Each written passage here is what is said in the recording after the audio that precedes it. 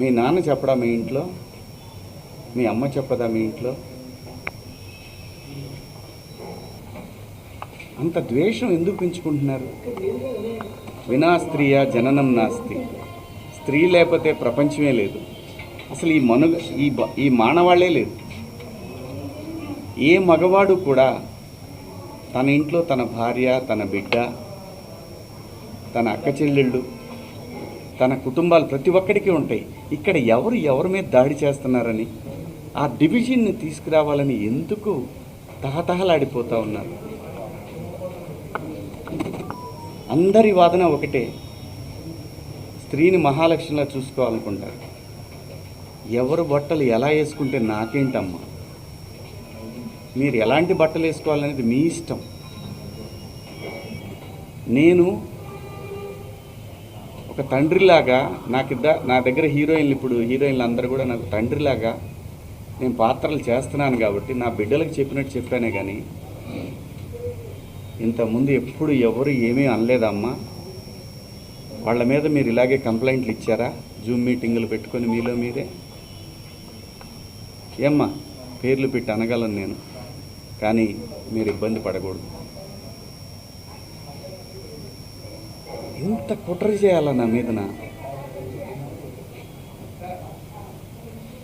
శివాజీ అనేవాడు cinema publicity కోసం అంత చిల్లరగా దిగజారుతాడా శివాజీ? నాకు అలాంటి డబ్బు పిచ్చి, ఫేమ్ పిచ్చే ఉంటే రాజకీయాల్లో నేను ఎక్కడో ఉండేవాడిని. ఒక సినిమా కోసం అంత దిగజారే మనిషి అయితే 13 సంవత్సరాల పాటు సినిమాకి దూరంగా జనం కోసం నిలబడేవాడినా. నాకు అనుకూలంగా ఉన్న గవర్నమెంట్లు వచ్చినా కూడా నేను ఏ రోజు పోయి ఒక పదవి అడగల. అది తెలంగాణలో అయినా, ఆంధ్రాలో అయినా, ఎక్కడైనా ప్రజల గురించి మాట్లాడాలనుకున్నాను తప్ప ఎవరు కుట్ర చేశారు, ఏం చేశారు, ఎలా చేశారు అనేది ఎప్పుడైనా ఊరికే మాట్లాడితే సరిపోదు. ఆధారాలు తీసుకుందాం, వాటికి సంబంధించి నేను మాట్లాడతాను. ధైర్యం ఉంటే నేను తప్పు చేశాను, శివాజీ దుర్మార్గుడు అని మీరు ప్రూవ్ చేయాలనుకుంటే మీకు వ్యవస్థలన్నీ తలుపులు తెరిచి ఉన్నాయి, రండి. కానీ దయచేసి నేను ఒకటే చెప్తున్నాను, ప్రపంచ వేదికల మీద ఒక 10 దేశాలు, ఒక 180 దేశాల ప్రజలు నిలబెట్టి, ఆడవాళ్ళని నిలబెట్టి, రిప్రజెంటేటివ్స్ అంటే ఒక శారీ కట్టుకున్న అమ్మాయిని మీరు ఇండియన్ కదా అని అడుగుతారు. అది ఈ దేశ పునాదులు. అంత మాత్రం చేత మీరు రోజు చీరలే కట్టుకొని చీరలే ఇచ్చేసి ఏ మూర్ఖుడు చెబుతాడమ్మా అలాగా? ఏ మూర్ఖుడు చెబుతాడు అలాగా? నాకేం పని? నా బిడ్డలు అనుకొని చెప్పాను తప్ప నాకేం వస్తుందండి? నీకేం అధికారం ఉంది? నాకే అధికారం లేదు, అదే చెప్తున్నా కదా. అందరు హీరోయిన్లకు తల్లిదండ్రులు లేరా?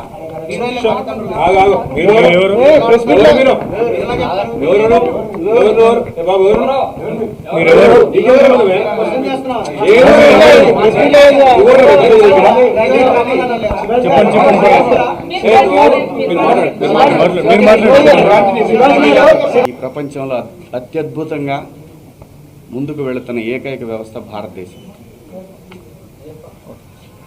ఈ భారతదేశంలో ఎవరు ఎలా బతకాలనేది రాజ్యాంగం నిర్దేశిస్తుంది, నేను కాదు. ఒకవేళ ఎవరి హక్కులకైనా భంగం కలిగినప్పుడు దానికి ఇలాంటి వ్యవస్థలు ఉంటాయి.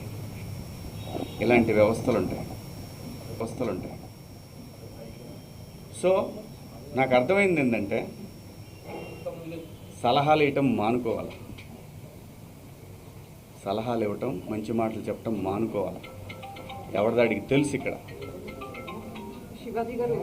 ఒక్క నిమిషం, అది చెప్తాను. ఒక్క నిమిషం, నేను చెప్పాలనుకుని చెప్పనండి. మళ్ళీ అంటే నేను అనేది దీన్ని ఇంతటితో ముగించుదామని, ఈ డిస్కషన్ ఇంతటితో ముగిద్దామని చెప్తున్నా. ఎవరి అభిప్రాయాలు వాళ్ళకి తెలుసు.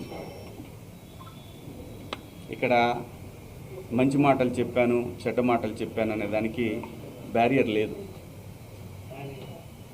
Very clear. నేను వాళ్ళు అడిగిన వాటికి సమాధానాలు ఇచ్చాను. వాళ్ళు మళ్ళీ ఏదన్నా ఉంటే నాకు కాల్ చేస్తూ ఉన్నారు, నాకు మెసేజ్ పంపుతా ఉన్నారు.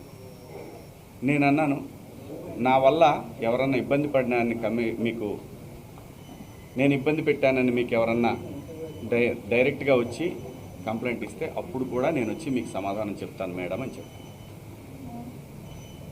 థ్యాంక్ యూ అండి. సార్, ఇప్పుడు మీరు ఇచ్చినటువంటి కనిపిస్తుందండి.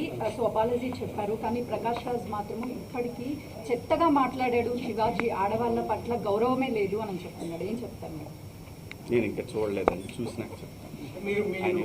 సార్, మీరు ఇచ్చినటువంటి ఎక్స్ప్లెనేషన్ తోని ఇప్పుడు ఈ మహిళా కమిషన్ యాక్సెప్ట్ చేశారా సార్? మీ మాటలకి కట్టుబడే ఉన్నారా? కేవలము 2 మాటలే పొరపాటుగా అన్నాను అన్నది మాత్రమే వెనక్కి తీసుకుంటున్నారు. వాళ్ళకి ఏవైతే నచ్చలేదో వాటికి నేను క్షమాపణ చెప్పాను. నేను ఇచ్చిన స్టేట్మెంట్ అలాగే ఉంది కదా, దాన్ని నేను వెనక్కి తీసుకున్నది ఆగుతుందా? కాదు కదా. నేను మంచి చెప్పటం తప్పు అనేది నాకు అర్థమైంది. మీకు సోషల్ మీడియాలో విపరీతమైనటువంటి సపోర్ట్ అవుతుందంటే ఎవరినో పొగిడే తర్వాత ఇంకా ఎవరినో విమర్శించినట్టు అవుతుంది. కాబట్టి ఈ విషయాన్ని ఇంతటితో వదిలేద్దాం. దయచేసి అందరూ కూడా ఎవరి అంతరాత్మలకు వాళ్ళకి తెలుసు ఏం జరుగుతుందనేది. అందరి అభిప్రాయాలను గౌరవిద్దాం. ఫైనల్లీ సోషల్ మీడియాలో మద్దతు పెరుగుతుంది కాబట్టి ఇక మీద నుంచి కూడా అవేర్నెస్ కల్పిస్తూనే ఉంటారా? ఈ లైన్ స్టాండ్ శివాజీ ఒకటి, కేవలం ఒకరిద్దరు మాత్రమే వ్యతిరేకించారు. బయట సామాన్య ప్రజలందరూ కూడా మీ వెంబడి ఉన్నారు. మద్దతు ఇస్తున్నారు. సో దీనికి మీరేమంటారు? నేను అవకాశం ఇచ్చానండి, కొంతమందికి మాట్లాడే అవకాశం ఇచ్చాను. నాకు అర్థమైంది ఏంటంటే, నువ్వెంత నీ బతుకెంత అంటున్నారు, వాళ్ళని గౌరవిస్తాను. అంటే ఇప్పుడు మీరు చెప్పిన దాంట్లో కూడా నా మీద అంత నా వెనకాలే ఉండి నా మీద కుట్ర చేశారన్నారు కదా, వీళ్ళందరికీ అదేదే నేను అనేది. నేను ఎవరికి భయపడను. అంటే మీకు బాధగా అనిపిస్తుందా? నేను నేను బతుకు తెరువుకి వచ్చేవాడిని. ఇక్కడ కాకపోతే కష్టపడేవాడిని, ఇంకో చోట పోయి బతుకుతా. అంతేగాని ఆత్మాభిమానం చంపుకొని ఎవడికో భయపడి, ఎవడో బెదిరిస్తే, ఎవడో వార్నింగ్లు ఇస్తే భయపడే రకాన్ని కాదు. అంత మాత్రం చేత వ్యవస్థలను గౌరవించకుండా, నేనుంటున్న పరిశ్రమను గౌరవించకుండా అంత విలువలు లేని బతుకు నేనైతే బతకట్లేదు. అంటే మీరు హీరో రోల్స్ తర్వాత కూడా ఇప్పుడు కొన్ని ప్రత్యేకమైనటువంటి రోల్స్ చేస్తున్నారు కదా, అది ఎవరికైనా ఎవరి రోల్స్ అయినా తగ్గించే అవకాశం ఉంటుందని మేము ప్రజలతో అనుకోవచ్చు. నా చూడండి, నాకు భగవంతుడు ఈ జన్మలో నటుడిగా బతకమని ఇచ్చాడు. ఏదైతే తెలంగాణ మహిళా కమిషన్ ఎవరు కుట్ర పన్నుతున్నారు ఏంటనేది కనిపిస్తానే ఉంది. వాళ్ళకి ధైర్యం వచ్చి మాట్లాడిన ఇద్దరిని మీరు మీ బయట కుట్ర చేస్తామని చెప్తున్నారా? చిచ్చి పాపం, వాళ్ళకి ఏం సంబంధం లేదు. వాళ్ళ అమాయకులు అంతే. మీడియా ముఖంగా మహిళలకి మరొకసారి మనం చెప్పాలనుకుంటున్నారా? నేను మహిళలకి చెప్పాల్సింది ఏమీ లేదు. దయచేసి ఒరే అబ్బాయిలు, మన ఇంట్లో ఆడవాళ్ళు ఉన్నారు, వీళ్ళని కూడా నాకు తెలిసి మొన్న కూడా అది క్రేజీలో జరిగిన ఇన్సిడెంట్. ఒక ఆర్టిస్టులు కనపడ్డప్పుడు జనాలు, పిల్లలు ఎగబడతారు. అదేమైందంటే ఇబ్బందికరంగా అనిపిస్తుంది. ఆ పాపం వాళ్ళకేంటంటే, నేను భాష రాదని మాత్రమే చెప్పాను కానీ లేకపోతే ఆ సలహా కూడా ఇచ్చేవాడిని కాదు. ఎంబ్రాసింగ్గా ఫీల్ అయిందని ఓ మాట చెప్దామనే దాంట్లో మాటలు తూలాను. దానికి అపాలజీ కూడా చెప్పేశాను. థ్యాంక్ యూ అండి. మీడియా సోదరులకు కూడా నేను చెప్పేది ఏంటంటే వదిలేద్దాం దీన్ని. థ్యాంక్ యూ శివాజీ గారు.